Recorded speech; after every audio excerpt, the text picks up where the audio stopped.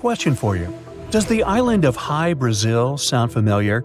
You've surely never seen it on a vacation brochure. Not because it's exclusive or hard to reach, but because it's like the ultimate mashup of myth and reality. Some people believe it's just a figment of imagination, while others swear they've seen it with their own two eyes. According to historians, the island of High Brazil has been noted in both travelers' records and ancient Irish legends. It makes this location an Irish version of Atlantis, although it's known by several other names too. The island takes its most famous name from Priscilla, an important figure in Celtic folklore. It's also been spotted on maps dating back to 1325. One cartographer, for example, placed it west of Ireland, while subsequent sailing charts have shown it more specifically southwest of Galway Bay. Now, here's where things get even weirder. Two people have claimed to have found the island on their separate voyages. They returned home with almost identical descriptions of High Brazil, which they dubbed the Promised Land. A Catalan map from around 1480 also places the island in the southwest of Ireland, confirming a similar location for this mythical place. Now, here's the craziest part of all. High Brazil is said to appear on maps as a perfect circle with a semicircular channel through the center. Two explorers claim they separately walked the shore of the island to determine where it ended, but they never found it. Most likely, looking at those drawings, even if the island ever existed at one point, they were just walking in circles. One of the most famous visits to High Brazil was in 1674 by a British captain named John Nesbitt of Killybegs. He and his crew were in familiar waters west of Ireland when the fog suddenly appeared in their path. When it lifted, they found themselves dangerously close to rocks. The ship anchored nearby, and 4 crew members rowed ashore to visit High Brazil.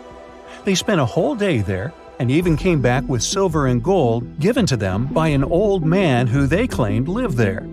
Legend has it that another sighting of this mythical place was several years later, when a fellow claimed to have met an old man who had been there himself.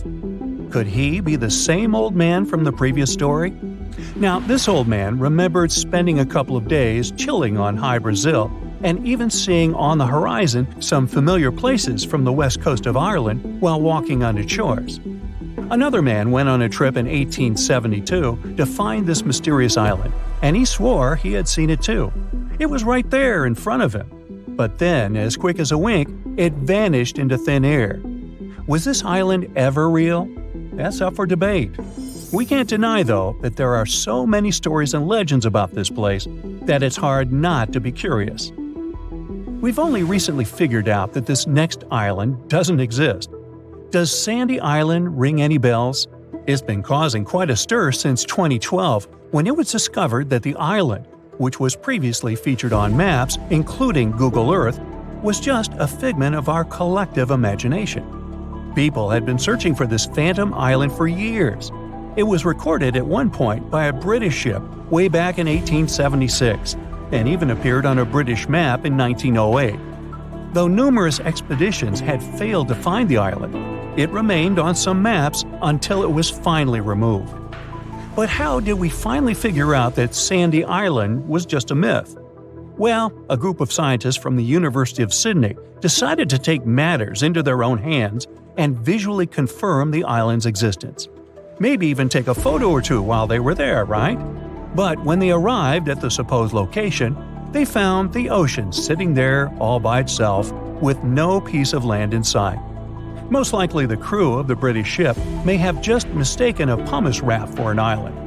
Pumice rafts are floating rocks that form from volcanic activity and are known to float past the area where Sandy Island was supposed to be.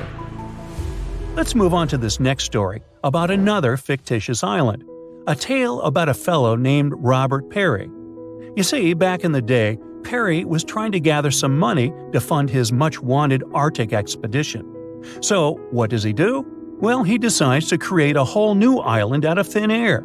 Talk about creative marketing, or a scam, take your pick. Perry called this mythical island Crockerland, after his pal George Crocker, who had given him some money for one of his previous expeditions. Perry claimed to have discovered this island during his 1906 trip to the Arctic, But it was all a big fib to try and get more investments from his buddy. Perry even went so far as to write a book about his fake discovery called Nearest the Pole. Surprisingly, people did fall for it. Other explorers even started searching for the fictitious island. Despite it never existing at all, Crockerland appeared on maps created between 1910 and 1913. It was even referred to as a whole continent in some circles. People were so intrigued, they even named it the Lost Atlantis of the North. Eventually, Perry's little scheme was uncovered, and the truth about Crockerland was revealed. This next mysterious island also seems to enjoy playing hide-and-seek with its visitors.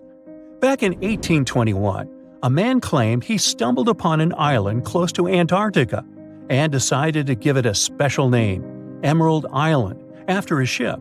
But this island seems to have a bit of a quirky personality, as it likes to disappear whenever it feels like it, leaving explorers scratching their heads and wondering if they're losing their marbles.